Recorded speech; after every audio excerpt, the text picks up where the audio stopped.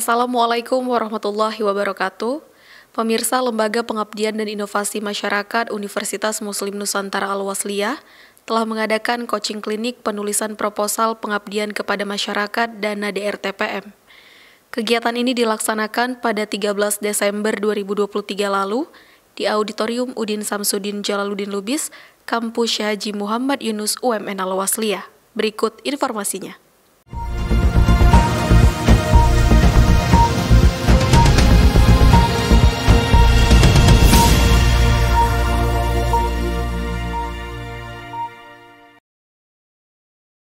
Dalam rangka mempersiapkan diri untuk berpartisipasi dalam hibah Direktorat Riset, Teknologi dan Pengabdian kepada Masyarakat DRTPM Kemendikbudristek tahun 2024, Lembaga Pengabdian dan Inovasi Masyarakat LPIM Universitas Muslim Nusantara UMN Al-Wasliyah mengadakan kegiatan coaching klinik proposal pengabdian masyarakat.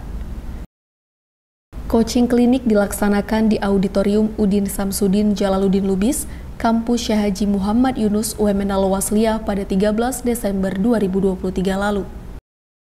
Kegiatan ini dilaksanakan untuk meningkatkan kualitas proposal pengabdian masyarakat yang akan diusulkan.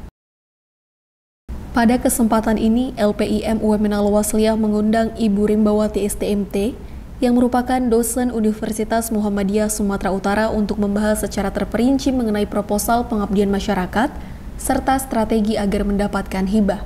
Di tujuan kegiatan coaching klinik ini salah satunya adalah meningkatkan jumlah proposal yang lulus di RTPM, karena harus diakui setiap tahun itu kita tuh cuma 2 proposal dan bukan kita nggak mampu, tapi memang kita perlu pembinaan yang lebih lanjut karena selama ini kalau coaching klinik selama waktu itu masih gabung penelitian pengabdian, dan ini kita buat pisah untuk tujuannya itu jumlah proposal yang masuk, skema yang ada semua lebih baik lagi jumlahnya, itu aja. Ibu Rimbawati menjelaskan bahwa sebelum menulis proposal pengabdian masyarakat, dosen harus melakukan analisis situasi secara langsung ke lokasi yang akan digunakan sebagai tempat pengabdian. Ini dimaksudkan agar dosen dapat mengetahui masalah yang ada di wilayah tersebut, serta nantinya dapat memberikan solusi bagi permasalahan yang ada dengan melaksanakan pengabdian kepada masyarakat. Solusi ini harus merujuk kepada penelitian serta luaran dan publikasi yang sebelumnya telah dibuat oleh ketua atau anggota kelompok. Dalam penulisan proposal, dosen wajib berkolaborasi baik dengan dosen dari perguruan tinggi lain, mahasiswa, maupun dengan dunia usaha dan dunia industri. Dosen harus melibatkan mahasiswa dalam penelitian dan pengabdian masyarakat. Hal ini dimaksudkan agar hasil dari penelitian yang dihilirisasikan dalam pengabdian masyarakat dapat mengedukasi mahasiswa agar nantinya dapat diterima di dunia usaha dan dunia industri. Skema pengabdian masyarakat terbagi menjadi 3 skema utama, yaitu pemberdayaan berbasis masyarakat, pemberdayaan berbasis kewilayahan, dan pemberdayaan berbasis kewirausahaan. Kalau untuk trik dan tips ya, yang pertama sekali yang perlu kita perhatikan adalah kebutuhan masyarakatnya. Jadi apa kebutuhan masyarakat itu urgen untuk kita berikan solusi. Jadi kalau masyarakat itu ada permasalahan atau dunia industri atau UMKM memiliki sebuah permasalahan, kira-kira itu harus kita selesaikan sekarang atau menunggu besok. Kalau itu harus kita selesaikan sekarang karena artinya urgen sekali, maka itulah yang sangat baik kita angkat sebagai sumber inspirasi kita untuk melakukan pengabdian masyarakat. Nah, setelah itu kita harus mendeskripsikan analisis situasi si mitra kita dengan baik. Jadi kita nggak perlu merujuk kepada hasil penelitian orang lain. Jadi kalau pengabdian itu murni kita mendeskripsikan tentang situasi existing mitra di mana yang akan kita lakukan pengabdian. Nah, kemudian kita harus bisa mendeskripsikan metode dengan baik. Metode itu adalah solusi yang kita berikan kepada mitra merujuk kepada penelitian kita. Jadi sebelum melakukan penulisan pengabdian kepada masyarakat khususnya proposalnya itu, kita harus punya dulu publikasi terkait penyelesaian solusi mitra. Jadi intinya kita harus ada hulu dan hilir. Hulunya apa? Penelitian kita, lalu kita terapkan ke pengabdian masyarakat. Jadi kalau penelitian jangan cuma sekedar penelitian saja, tetapi apakah penelitian yang kita lakukan itu bisa diabdikan atau tidak gitu. Nah, carilah penelitian yang nantinya itu perlu untuk masyarakat. Nah, kemudian biasanya itu ya kita dosen itu cenderungnya dalam penganggaran. Salah sekali dalam penganggaran. Jadi penganggaran itu kan hal yang terpenting. Bagaimana orang bisa memberikan kepercayaan dalam sisi pengelolaan anggaran kalau pada rencana anggaran biaya itu sudah nggak baik gitu ya. Contoh membesar-besarkan atau markup. Kemudian juga yang tidak harusnya ada di sana ada. Contoh sewa tempat, nggak ada pengabdian itu menyewa tempat gitu ya. Sewa tenda nggak ada, apa gunanya kita pengabdian? Kita bersama masyarakat, masyarakatlah yang menyediakan itu. Nah, itu terpenting ya. Jadi biasanya cenderungnya kita salah dalam menganggarkan kebutuhan-kebutuhan yang harusnya nggak perlu kita buat di sana gitu.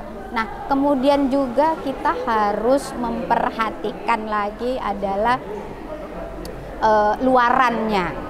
Apa sih target luaran kita gitu ya. Nah, kalau kita akan melakukan sebuah kegiatan, kita harus sudah punya target dulu. Oh, ini targetnya apa? Tercapai atau tidak tercapai? Kita harus sampaikan di sana. Lalu sekarang harus ada kaitannya dengan rekognisi mahasiswa. Dulu tidak wajib harus bersama mahasiswa. Kalau sekarang pengabdian itu wajib bersama mahasiswa, ya. Wajib bersama mahasiswa dan itu direkognisi 5 SKS.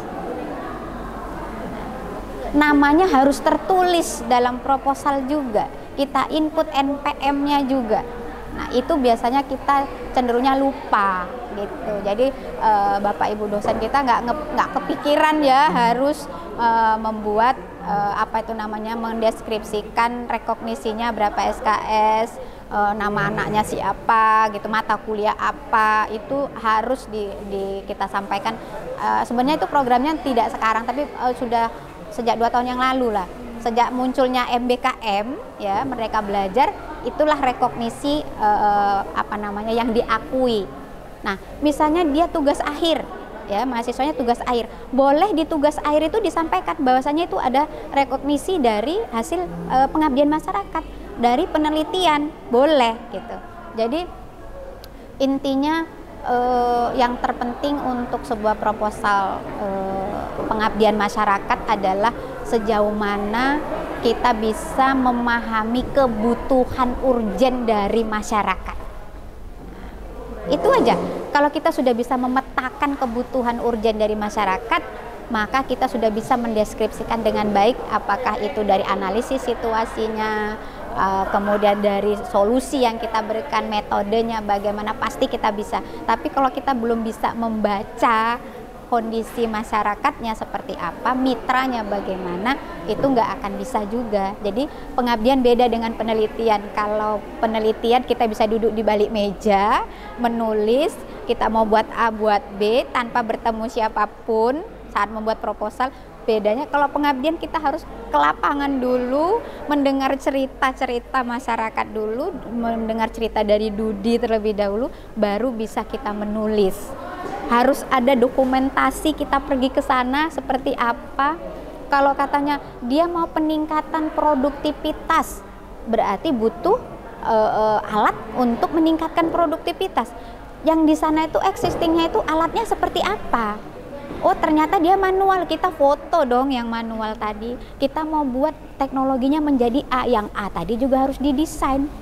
Nggak cuman kita cakap aja, mau buat A, B, C, tapi nggak ada desainnya. Nah, itu wajib. Jadi implementasi IPTEK, gambaran implementasi IPTEK itu harus kita detailkan. Kalau mau gambar alat, gambar betul alatnya, bukan kita ambil dari internet, kita copy gitu. Kebanyakan gitu.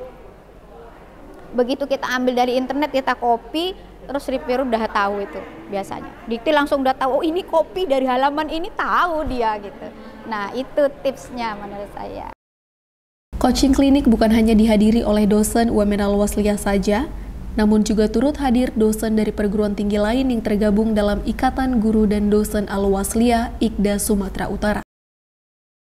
Ketua IKDA Sumut, Bapak Dr. Andes Haji Ahmad Yani sangat mengapresiasi kegiatan ini.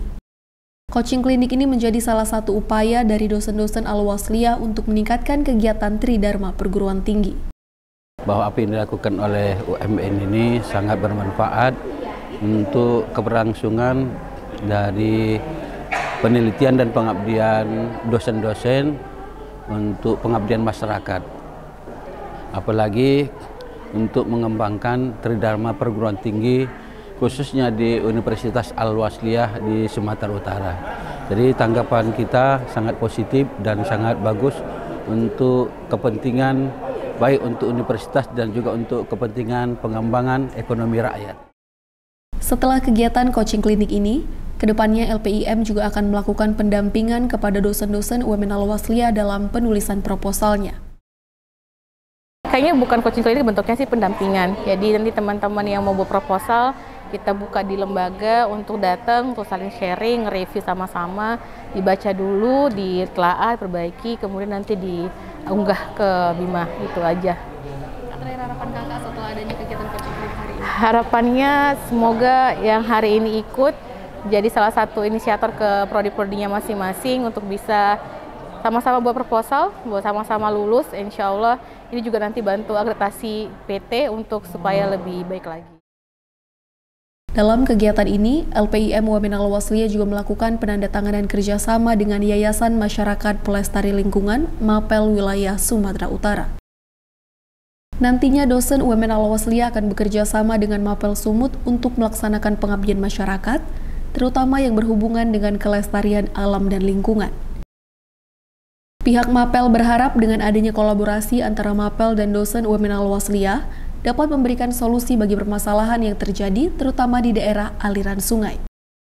Yang mana konsen kami adalah konsen untuk melakukan konservasi, khususnya kami konservasi daerah-daerah aliran sungai DAS dan juga di pesisir mangrove. Kenapa juga kami tergabung di Balai Wilayah Sungai Sumatera II, yaitu di tim TKPSDA, tim koordinasi sumber daya air untuk wilayah Sungai Belawan Ular Padang. Harapan kami ke depan memang apa-apa yang kita lakukan ini membawa kemanfaatan, khususnya isu lingkungan ini bisa kita carikan solusinya bagaimana lingkungan bisa terjaga dengan baik dan asri, dan segera selanjutnya juga akan kita warisi kepada generasi berikutnya, anak cucu kita, lingkungan yang memang bisa kita tempati dengan sesuai fungsi dan memang begitulah adanya. Kenapa? Memang lingkungan ini harus selalu kita jaga. Kenapa? Menjadi tanggung jawab kita bersama semua pihak sehingga lingkungan ini bisa tetap terjaga dengan baik, asri dan baik. Dari UMN Al-Wasliyah, Nazira Anindi Rifki Kusuma, UMN Channel mengabarkan.